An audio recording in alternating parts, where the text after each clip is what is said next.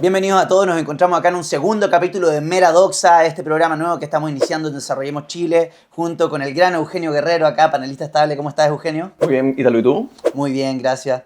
Oye, tenemos hoy un programa muy especial y tenemos que partir con una mención debido a que recibimos con gran pesar la noticia del fallecimiento de Felipe Schoenberg, un gran intelectual de Universidad del Desarrollo. Creo que te dio clase además Sí, a ti, fue mi Eugenio, ¿no? profesor.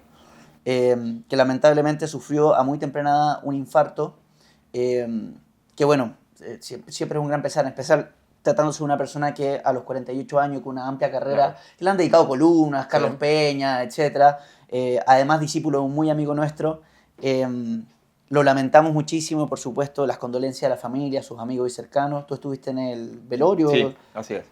Sí, bueno, bienvenidos todos los que se conectan a Mera Doxa, este programa, como dice Ítalo, partió hace poco. Así que recuerden suscribirse a este canal y darle like a este programa para que se comparta.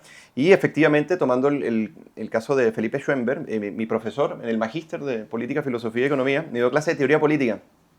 Y bueno, es un enorme pesar porque primero, bueno, Felipe era un hombre brillante, una inteligencia extraordinaria, además que una calidad humana muy genial y siempre muy dispuesto a resolver grandes dilemas de la filosofía y estaba muy dedicado al liberalismo. Ujú. Él dedicó parte de su carrera intelectual, por lo menos a mi juicio, primero a las teorías contractualistas, que ahí hizo grandes avances, incluso llegó a publicar distintos papers también con el filósofo de la Universidad Adolfo Ibáñez, Daniel Lowe, precisamente en esta línea, pero después se dedicó a analizar el libertarismo, partiendo con Nozick, luego la escuela austríaca, y él era un liberal libertario. Pero claro, él en cierta medida se oponía en cierta medida a las corrientes como más radicales como el anarcocapitalismo, pero hizo muy buenas observaciones. Eso Sí. por un lado. Y por otro lado, que además que era un académico de altura, tenía una comunidad, podríamos decir, universitaria muy avanzada y muy ilustrada en estos temas, en estas discusiones, y además que él era un intelectual público muy activo, Sí. en el sentido de que publicaba columnas constantemente, ensayos, entrevistas y participaba en innumerables instancias para poder debatir sobre el liberalismo clásico, el libertarismo, y sin duda era una persona muy comprometida con las ideas de libertad. Falleció el pasado martes 13 de mayo, le deseamos bueno, nuestras máximas condolencias a toda su familia. Y bueno, y recordar que yo el 3 de enero del 2024, en el marco de un ensayo que le mandé para que me evaluara, salí bien en la evaluación, por cierto. Bueno, le comentaba que fue un placer estar en sus clases, porque le comentaba que no solamente era un buen profesor, sino que te ayudaba a leer los textos de una manera quizás inédita en la vida de una persona que se está acercando a la filosofía. Una cosa es leer a John Locke, por ejemplo, sin tener una guía intelectual, y otra cosa era leerla con el profesor Schoenberg, porque te ayudaba a entender y a ver, y a interpretar y a reflexionar de manera muy original, porque no te decía cómo pensar, sino te ayudaba a saber pensar. Claro. No cómo lo tenías que hacer o a dónde tenías que apuntar o qué tenías que creer, sino cómo pensar racionalmente, cómo utilizar la razón para poder introducirte en los textos de una manera rigurosa, sistemática y ordenada. Así que eso, quería recordar al profesor Schoenberg. Ha sido un dolor grande para toda la comunidad académica, para sus amigos y también para sus alumnos como acá. Sí, sí, muy repentino además. Y como tú Sí, dijiste, un académico de altura, de esos que siempre escasean y se siente mucho esa pérdida, en especial en un mundo en el cual hay tanto pseudo académico, ¿no? así Porque es. independiente de las discusiones o las discrepancias y algunas discusiones medias ásperas que pudieron haber entre amigos, ¿cierto? Con Sí, Schoenberg, en columna y todo, que es parte, ¿cierto?, del debate, sin duda alguna era una persona de mucha rigurosidad y de mucho conocimiento. Así sí. que una gran pérdida para el mundo académico y por supuesto, me sumo a las condolencias a sus seres queridos y su familia. Pero bueno, tenemos que seguir ahora con el programa, Sí, Eugenio. Hoy tenemos en pauta, queríamos tocar el tema de la corrupción y cómo funciona, ¿cierto? Desde los incentivos, desde el interior del Estado, ¿cierto? Del aparato público, cómo se mueve esto, cuáles son los engranajes, y partiendo de un caso bien concreto que es el caso de Procultura en estos claro, sí. momentos, que está en todas las portadas, en todos los periódicos, en las Sí, matinales, claro. etcétera, porque es un escándalo total que además involucra a buena parte del gobierno, sino a todo el gobierno. ¿Cómo lo has visto tú, Eugenio? Bueno, a mí me parece que este caso, como tú bien decías, o sea, lo que logra es vislumbrar que hay un problema, que es el problema, obviamente el fenómeno es la corrupción, pero también cómo la dinámica política, con ciertos incentivos, apunta a que esto sea recurrente, ¿ya? Y el caso de Procultura, a mí me impresiona porque, por ejemplo, o sea, el fiscal Patricio Cooper, que es el que sigue precisamente este caso. Y esperamos que siga. Exactamente. Incluso los propios del Frente Amplio, el Partido Socialista y el Partido Comunista armaron una comisión para tratar de sacarlo precisamente del caso, lo cual es impresionante. Te revela cómo actúan como una casta corporativa que ve que los fondos públicos son patrimonio de su lucha y de su partido político. Totalmente. Por ejemplo, cuando se está investigando, una de las conversaciones que en este caso se aducen a Alberto Larraín, tiene una frase bien emblemática que refleja esto, que el tipo decía: estamos cuidando nuestro reino y los vamos a recibir luego cuando ustedes estén exiliados. Algo así era. Eso te dice que ellos se acercan a la política y a los fondos públicos como si fueran propietarios de ellos y simplemente tienen que cuidar las formas para que no los pillen. Totalmente. ¿Okay? Y esto, o sea, a mí me parece que es una vergüenza, o sea, en todo sentido, debido a que, en este caso, Buchanan, o sea, quien tú tocabas a Public Choice en el programa pasado, lo cual me pareció muy bueno, y me recordó en un ensayo que en una conferencia que se llama La política sin romanticismo, porque al final, bueno, la persona no se transforma, no hay una transformación antropológica de la persona estando en el mercado, en el sector privado, y de repente pasas al Estado y te conviertes en un claro. Entonces, lo que dice Buchanan es que la Public Choice trata de analizar la política y analiza a los gobiernos y dice: a los gobiernos se les considera más como explotadores de los ciudadanos que como los medios a través de los cuales los ciudadanos obtienen bienes y servicios que pueden ser provistos de mejor forma conjunta o colectivamente. Aquí no ocurre precisamente eso, o sea, no sean bienes y servicios de manera conjunta o colectivamente de manera más eficiente que el mercado, sino que además esta red de corrupción, despilfarro y mal manejo de los recursos públicos, fíjate que, por ejemplo, la Dirección de Presupuesto reveló que el Estado había destinado a diversos programas calificados con mala nota un aproximado de 86.000 millones de pesos, y de 69 evaluaciones de programas que se han publicado desde 2018, solo 8 calificaron con buen desempeño. ¿Y qué ha pasado con esos programas? La mayoría sigue. O sea, aquí no hay un costo, Ítalo, por despilfarrar los recursos, y por otro lado, en este caso de la corrupción, que es el caso de Procultura, lo que trataba era enmarcarlo en un contexto más general. Es impresionante porque, por un lado, ellos ven que los fondos públicos son como patrimonios de ellos y de su lucha política. Ellos básicamente lo aceptan, pero además cuando los investigan, acusan de espionaje. Totalmente. Entonces, y ojo también con cómo se suma la Fiscalía a esto, porque resulta que ahora la Fiscalía de Coquimbo inició una investigación por la filtración, ¿cierto?, de estos antecedentes de la investigación del fiscal Cooper. Y hay que tener mucho ojo con eso, porque no es la primera vez que se filtran antecedentes de distintas investigaciones a la prensa. Sin embargo, hasta donde yo recuerdo, es la primera vez que se abre una investigación por estos antecedentes que se terminan filtrando a la prensa. Claro. Que uno puede cuestionar si está bien o está mal que se filtren. La cuestión es que a veces hay ciertos instrumentos que se normalizan. Yo creo que es algo normalizado dentro de la Fiscalía filtrar estos antecedentes para conseguir cierto apoyo mediático, ¿no es cierto?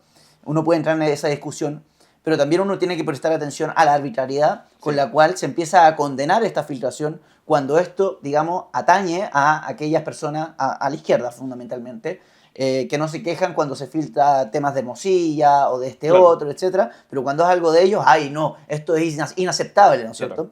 Y hay otro elemento también muy importante de este caso de corrupción, que en el fondo del caso Fundaciones, que es el hecho de cómo se instrumentalizó la lucha por la pobreza, ¿no es cierto?, en la cual estos fondos que se destinaban precisamente para ayudar a las personas más pobres terminan siendo instrumentalizados a través de fundaciones ficticias, truchas, claro, ¿no es cierto? Como Procultura, por ejemplo. Como Procultura, para el activismo político. Recursos que se supone estaban destinados a las personas más necesitadas. Exactamente. Y por ello, por aquellos que además se adjudicaban una superioridad moral y que además contemplan dentro de su discurso siempre la idea de la pobreza, la lucha con la pobreza, que los pobres, que los desplazados, que los marginados, etc. Y son ellos mismos los que terminan utilizando los fondos públicos destinados para quienes los más lo necesitan, para su propia lucha política, activismo. Y llenarse el bolsillo, porque además, ¿qué tiene que ver con la lucha política? La lencería.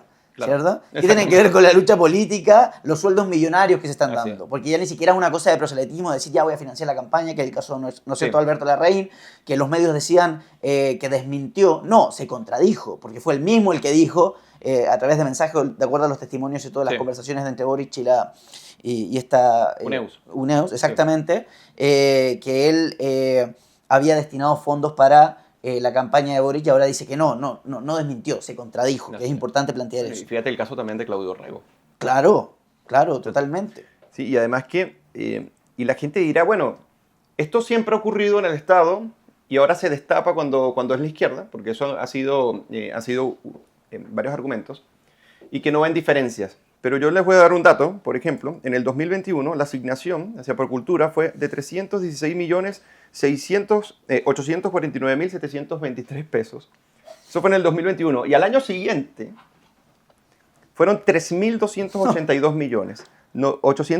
3.282.841.556. Hay un salto gigantesco entre la asignación de un año y otro, pero cuando tú ves el promedio que se le da a Procultura, de los ingresos anuales de la fundación, el promedio siempre se mantiene en eso, entre 300 y 500 millones, por ejemplo en el 2016 556 millones, y así va. Pero de repente hay un salto cuando entra Gabriel Boric. Claro. Porque hasta 2021 Sebastián Piñera, luego en 2022 Gabriel Boric, y aquí viene la asignación de casi 3.300 millones de pesos. Y cuando se descubre que puede haber financiamiento ilícito de campañas y estos despilfarros, y que no rinden cuenta sobre deltas de recursos asignados que no se sabe qué se hicieron y que no han logrado justificar, nadie sabe nada. Entonces, esto lo que refleja Ítalo es una descomposición impresionante, pero también la discrecionalidad misma del Estado en el momento que puede ser infiltrado por redes de corrupción con fachadas de fundaciones y que terminan desfalcando a todos los chilenos de una manera estrambótica y que los responsables poco pagan y cuando terminan pagando no lo suficiente. Entonces ahora vamos a ver en qué se decanta esto. Claro. Porque al final, mira, Buchanan lo decía de una manera muy, muy enfática. Al final la competencia electoral es considerada cada vez más como una competencia entre monopolistas potenciales, Sí. todos los cuales están licitando por obtener una licencia en exclusiva. Porque al final en eso se está convirtiendo la competencia electoral en Chile con respecto al Estado. Es el gran botín del cual muchos quieren vivir y quieren garantizar sobrevivir en el momento que no estén en el poder, que es lo que revela precisamente Alberto Larraín, y esto lo hacen sin ningún tipo de vergüenza. Y también, y también acá hay un poco de responsabilidad por parte de la ciudadanía, porque yo creo que hay dos Sí. miradas, ¿no es cierto?, de este análisis. Una de los absolutos, es decir, que la corrupción está mal, venga de donde venga, Claro. y el normalizarla como, esto siempre ha pasado en el Estado, o siempre ha pasado con la izquierda, siempre ha pasado con la derecha, Claro. es, en el fondo, bajar los estándares sobre los cuales nosotros esperamos que actúen nuestros funcionarios públicos. Así es. Entonces, si nosotros normalizamos eso, decimos como, ya bueno, si Claro. pasa siempre, entonces no pasa nada, como que se Claro. quita la gravedad, sigue estando mal, que es la mirada, ¿cierto?, del absoluto. Y la gradual, que tiene que ver con lo que tú mencionabas, Sí. que son las cifras. Porque al final no es lo mismo en cuanto a gradualidad, ¿no es cierto? Sí, sí. Alguien que, no sé, se roba 1 millón de pesos a alguien que se roba 3.000 millones, Claro. ¿cierto? Tampoco es lo mismo la manera en cómo se robó, que ya sea por ejemplo, los sobresueldos del Lago, a personas que llegan a esta lucha política o irrumpen en la discusión pública en nombre de los más pobres y terminan utilizando el dinero Claro. destinado para los más vulnerables para llenarse ellos los bolsillos. Eso también tiene un componente moral que incluso lo hace más grave, ¿no? Claro, sí. Entonces, yo creo que eso como ciudadanía hay que tenerlo presente porque no podemos seguir bajando nuestros estándares en pos de una normalidad que jamás debió haber sido normal. Así es. O sea, nunca se debió haber normalizado esto. Nosotros deberíamos ser los primeros indignados porque es plata que sale de las personas más vulnerables precisamente. Porque ellos pagan, todos Claro. pagamos impuestos. ¿Eh? Es que comienzan a corromperse, Ítalo, los criterios con los que las personas deben analizar a sus autoridades. Exactamente. Porque en el momento, mira, toda democracia debe permitir el monitoreo propio de las autoridades a las que la democracia representativa autorice y legitima para que hagan ejercicio de distintas funciones. Exactamente. Entonces, si se piensa que la democracia solamente es la participación electoral y que de allí no se tiene que hacer más nada, entonces esa capacidad crítica no solamente se corrompe, sino que con el tiempo se anula, porque ya todo es normal. Hasta lo malo es normal. Y llega un momento que si lo malo es normal y tú piensas que no va a cambiar, entonces el que participa como agente político para votar a los distintos candidatos termina siendo parte del problema también. Totalmente. Por eso me gusta enfatizar más en la ciudadanía Claro. por esa misma razón, porque muchas veces nos desligamos como de responsabilidad Y nos olvidamos que era lo que estábamos hablando el programa anterior respecto a la función de monitoreo que tenemos que tener los ciudadanos en relación con nuestras autoridades. Claro.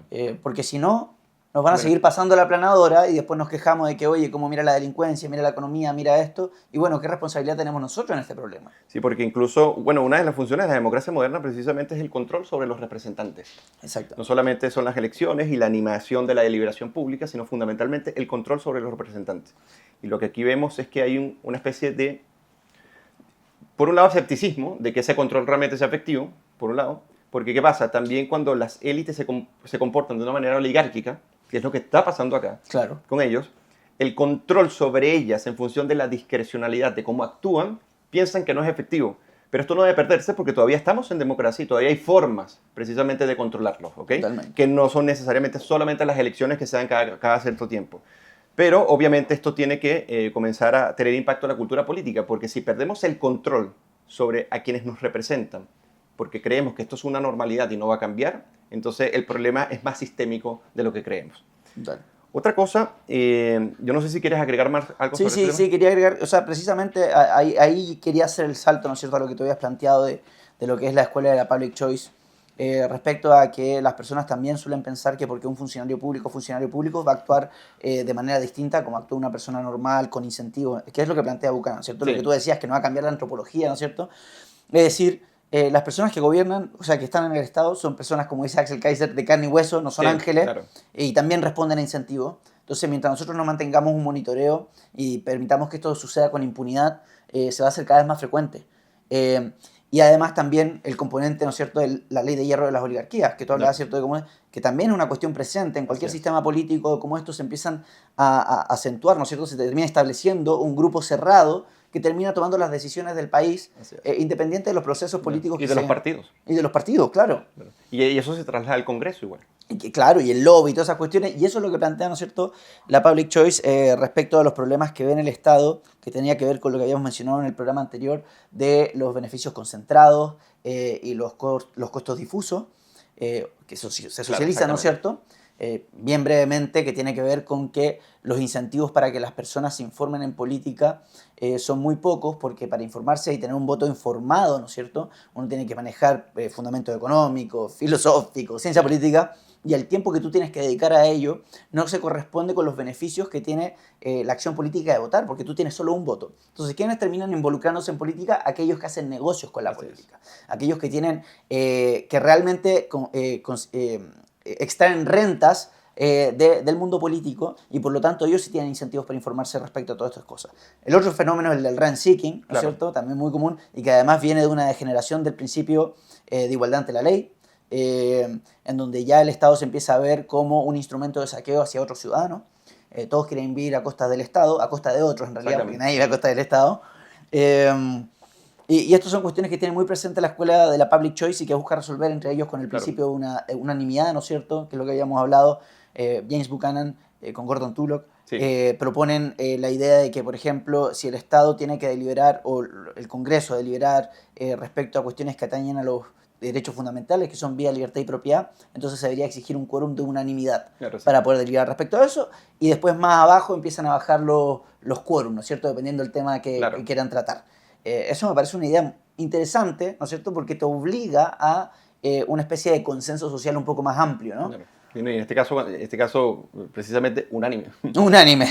Y que ya lo que es supraconstitucional, que son declaraciones universales de derecho, llega un momento que esto no son ni siquiera relativizables por la mayoría de un Congreso. Que es lo importante, pues están protegidos.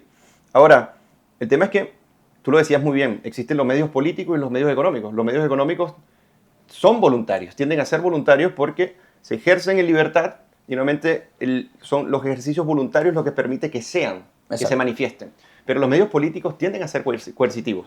Son coercitivos por definición. Entonces, cuando a veces la gente piensa que la política, cuando se dice, bueno, todos somos políticos, ya, una cosa es la política como un arte de manejar los asuntos públicos y comunes, y a partir de allí tú tratas de incidir, y otra cosa es la política como aspiración a participar en el poder e influir en su distribución. Eso es distinto. Yo creo que estamos hablando de dos niveles distintos.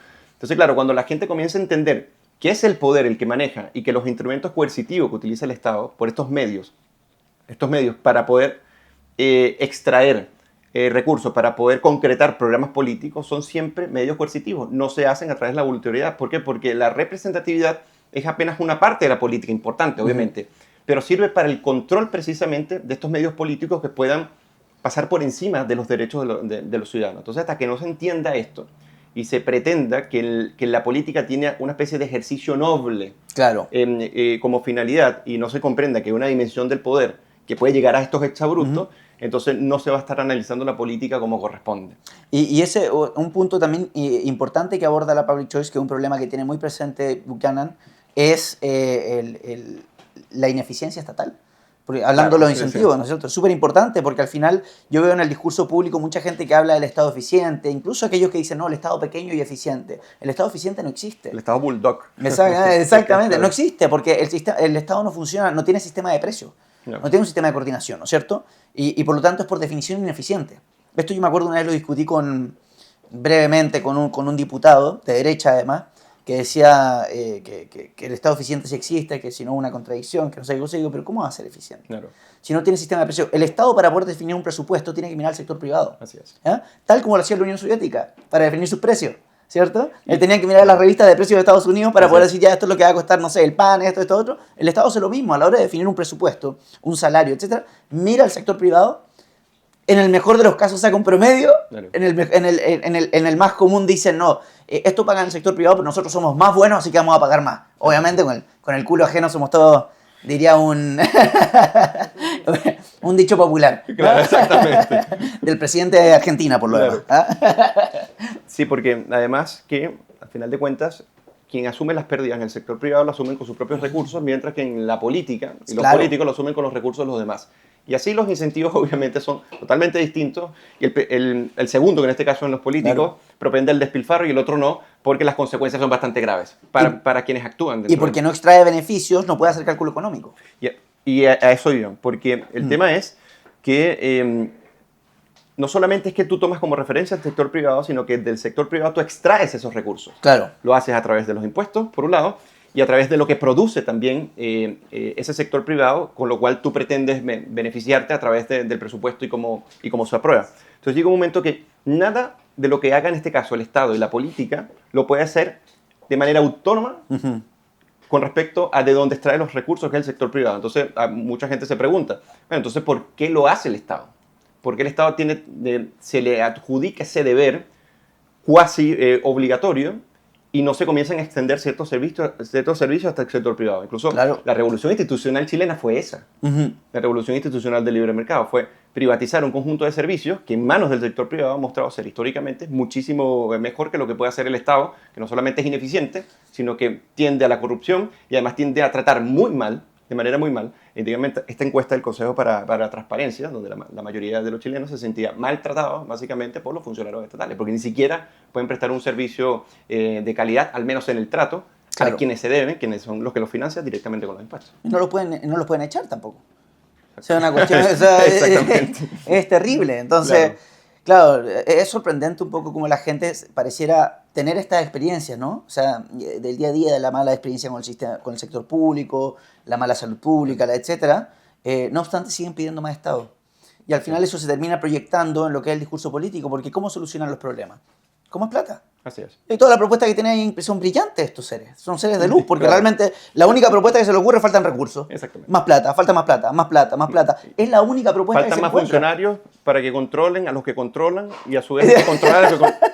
Entonces... Claro, hay una candidata presidencial llena de técnicos, ¿cierto? Muy ilustrada por lo demás, que siempre cuando vienen con un problema, no sé, dice, bueno, vamos a armar una mesa de diálogo, vamos a hacer una mesa de expertos, vamos a ver... No se les ocurre nada más, es impresionante, siempre es más plata, siempre. ¿Y de dónde viene esa plata? De los pagadores de impuestos, así es, todos nosotros. Privado. Así es. Y hablando de ineficiencia, hubo otro caso, bien sonado, que fue el caso del subsecretario de Pesca, sobre la extracción de peces, en este caso, la pesca en general, que dio unas malas cifras, ¿no? Esto fue un escándalo, pero ¿por qué es un escándalo? Como para explicar un poco el contexto. En las reuniones del Congreso existen aproximadamente un ámbito de 22 pesquerías, ¿no?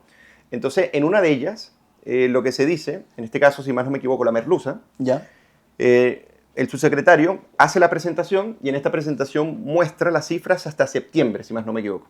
y hasta septiembre, porque se tiene una biomasa para la extracción, y con base en esta proporción que se le asigna en este caso al sector privado, bueno, hay que ver si el sector privado cuánto extrae, ¿no? Entonces, en este caso, normalmente siempre tiende a ser el 94, 95, el 100% de lo que le corresponde como su cuota, ¿ya?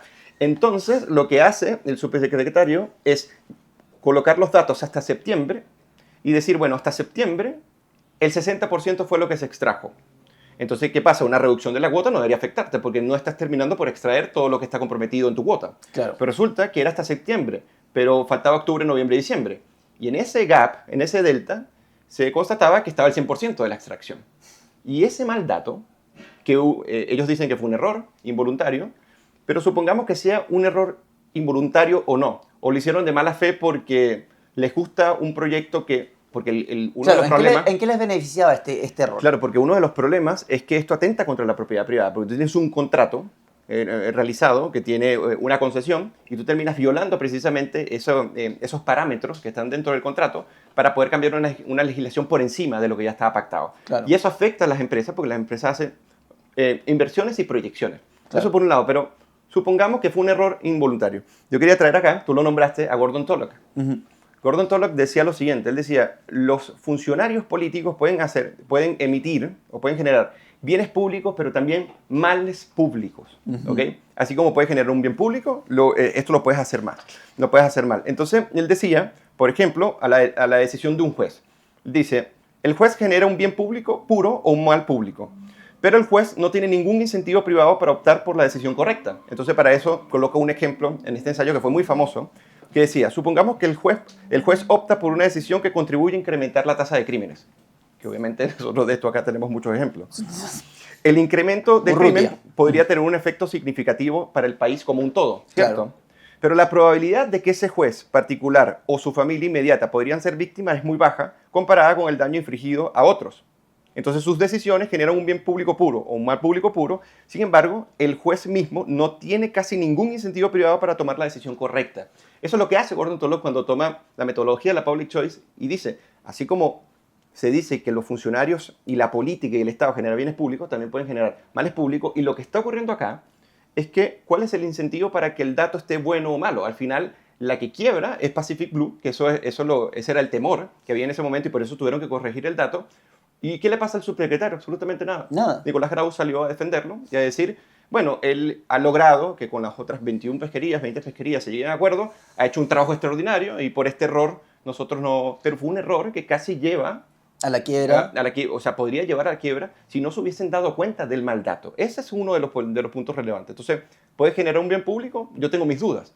Pero un mal público puro, en este caso no tengo ninguna duda y en palabras de Gordon Tullock y de la public choice, normalmente tiende a ocurrir con los políticos. Antes de que sigamos con este análisis sobre el caso de la ley de pesca, nos vamos a una pequeña pausa comercial, Eugenio, y ya volvemos. En Energy Asset trabajamos para suministrar energía eléctrica de manera segura, cercana y transparente. Nuestros clientes agrícolas, manufacturas, inmobiliarias, centros comerciales, centros logísticos y todos los sectores industriales ya se benefician de la portabilidad eléctrica con nosotros, siempre con la mejor atención personalizada. Súmate con nosotros y recuerda, Energy Asset es energía segura, cercana y transparente. Encuéntranos en energyasset.cl. Bueno, ya regresando acá con Meradoxa, por supuesto, todo lo que estamos diciendo acá no es nada más que una opinión. Y volviendo al caso de pesca, ¿no es cierto? Que lo que había pasado con Nicolás Grau y la defensa corporativa que está haciendo el subsecretario por este error, ¿no? Este pequeño error que pudo haber significado en la quiebra de una gran empresa dejando millones de familias sin su sustento. A mí hay una cuestión que yo creo que es anterior incluso a esto, que es el hecho de que haya puteo. O sea, ¿cómo nos puede extrañar después que hayan empresarios prebendarios, como diría Milei, o que terminan haciendo negocios y monopolizando, ¿cierto? Ciertos mercados, ciertas industrias de la mano de los políticos? Si estamos acostumbrados a este tipo de políticas en el cual se terminan generando, como tú dijiste, malos públicos generados por los políticos, en donde después ellos mismos se presentan como la solución.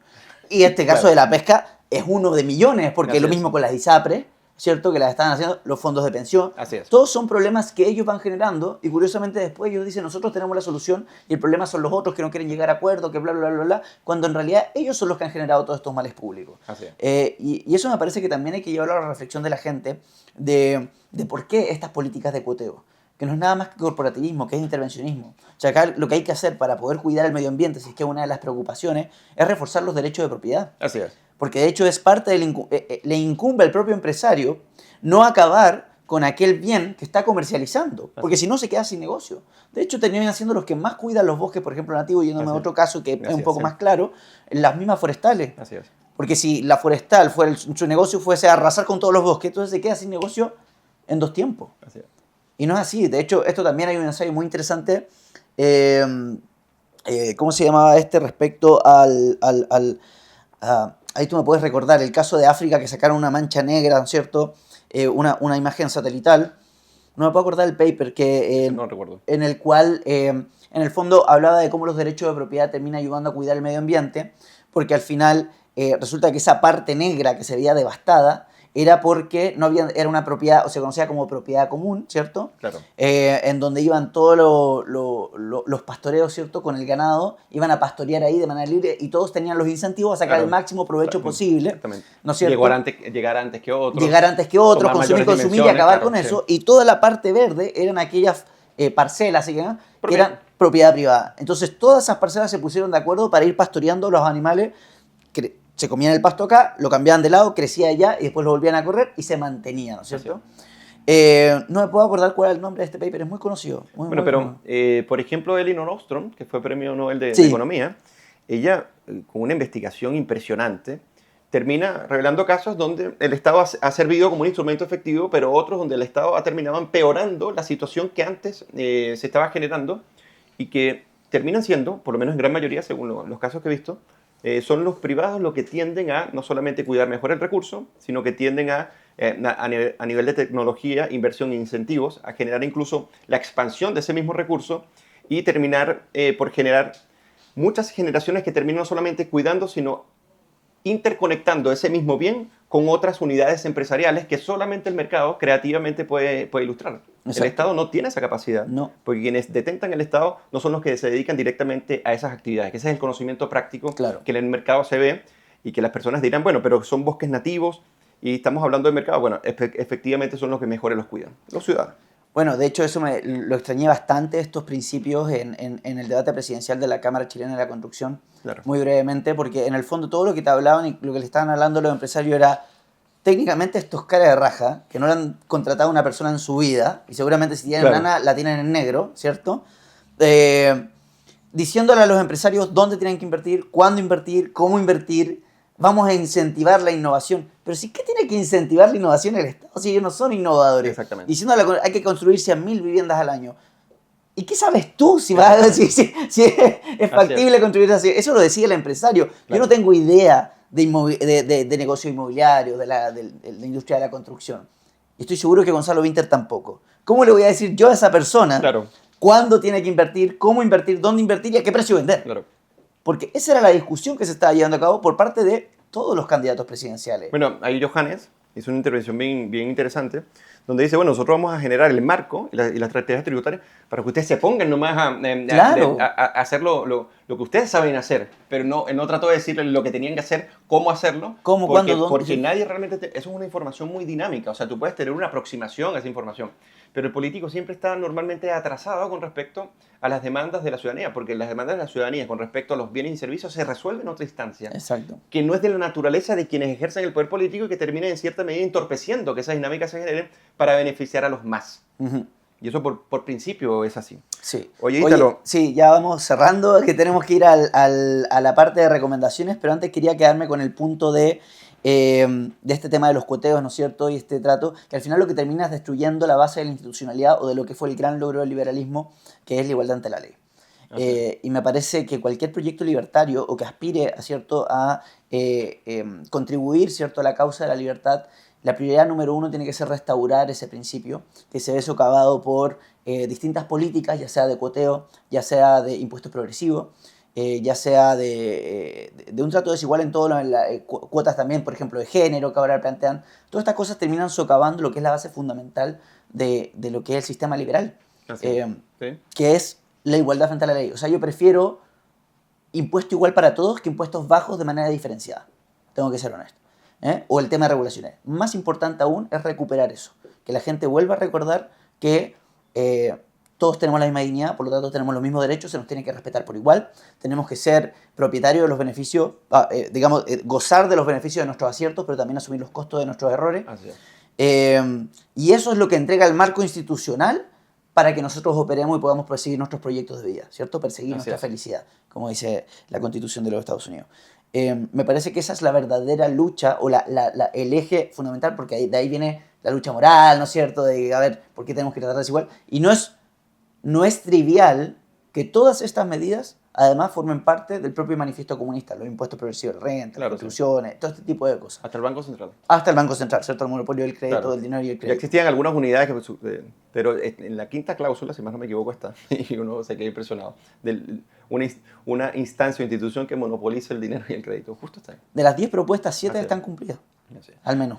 Y lo que te iba a comentar es que tenemos que ir a las recomendaciones. Recomendaciones. ¿Qué vas a recomendar hoy? Parte tú. Te quiero que tengas el libro acá y ahí te vi. Sí, pero no lo voy a recomendar todavía, posiblemente sea el próximo programa, porque me lo tengo que terminar. Se llama El universo abierto, un argumento en favor del indeterminismo. Esto es un libro sobre filosofía de la ciencia y epistemología de Sir Karl Popper, ¿ya? Esto es un postscriptum a la lógica de la investigación científica, que es la obra más importante de Karl Popper. Pero al terminarlo les voy a dar una reseña, pero sí quiero recomendar hoy un ensayo que escribe Felipe Schoenberg que se llama El giro kantiano de las teorías contractualistas. Yo cuando lo leí me quedé impresionado porque, bueno, hay algunos autores que sostienen o pueden sostener que Kant entra dentro del contractualismo, hay otros que lo niegan, pero lo que hace Felipe es acá delinear un poco cuáles son estas teorías principales que podrían estar relacionadas con Kant, porque hay un acercamiento en estos términos a estas formas de contractualismo. Y lo recomiendo porque para quienes tengan en cierta medida algún interés sobre el contractualismo, y cuando me refiero al contractualismo, en este caso liberal, parte de la siguiente premisa. La única fuente moralmente admisible del poder político es el consentimiento de sus gobernados. Eso citando directamente a Felipe Schoenberg. Y recomiendo precisamente este paper porque apunta hacia evaluarlo desde el giro kantiano de estas teorías. Bueno, yo quiero recomendar un documental ya en relación con lo que conversamos el día de hoy, así que si quieren profundizar un poco más y vean un ejemplo claro, es este documental que creo que está en Netflix que se llama Seaspiracy, ¿ya? Que es un documental que hace un periodista independiente respecto a lo que es la contaminación en el mar, en cómo las redes que dejan los barcos pesqueros es realmente lo que más contamina en el mar. Pero quiero que presten atención a ese documental porque tiene elementos que, por supuesto, que tienen que ver con lo que conversábamos respecto a los derechos de propiedad, etcétera, y cómo el Estado termina generando males públicos, además con un lobby diciendo que lo está haciendo por un bien, que está haciendo el bien, ¿no es cierto? En donde pone varios casos que obviamente el periodista no se percata porque no tiene conocimiento económico, pero por ejemplo, de un delfín en Japón, que es muy consumido, es muy popular, y eso ha llevado a que se empiece a extinguir. No obstante, ¿qué pasa? Que como empezó a haber menos oferta, porque había menos disponibilidad de este delfín que se consume allá, empezó a aumentar el precio, y en un sistema libre que hubiese pasado, aumenta el precio, ¿no es cierto? Se reduce el consumo de este delfín. Exactamente. Eso puede llevar a mayores beneficios que pueden llevar a innovación, puede ser que incluso clonación de los delfines, etc. Sí. Pero esto no se da, ¿por qué? Porque el Estado, si no me equivoco el chino, en pos de no reducir el consumo de este delfín y no dejar a ciertas personas subsidió el precio del delfín, lo que hizo que no cayera el consumo y termina generando más daño. Lo mismo después pasa con estas latas que le dicen que al final se genera un gran negocio, un gran kiosco en Europa, en la Unión Europea, en donde tú tienes un sello que dice libre de red. Y al final este periodista se percata de que no hay, realmente eso no estaba acreditado efectivamente que este producto fuera libre de red. Así que ahí tienes otro caso de cómo el Estado termina generando males públicos en nombre de una política pública que se supone va a resolver un problema que en realidad termina acrecentando. Dirá el gran economista Martin Krause, argentino, que dice, Un gran saludo, el Martín. Estado es el peor propietario de todos. ¿Qué sentido hace esa frase cuando recomienda Seedspheres? Totalmente. Muchas gracias. Bueno, muchas gracias a todos los que nos están viendo. Esto se transmitirá todos los jueves acá en Meradoxa. Recuerden que todo lo que hemos dicho no es nada más que una opinión. Gracias, Eugenio, por acompañarme. Nos un vemos día la más. próxima. Nos vemos la próxima. Muchas gracias.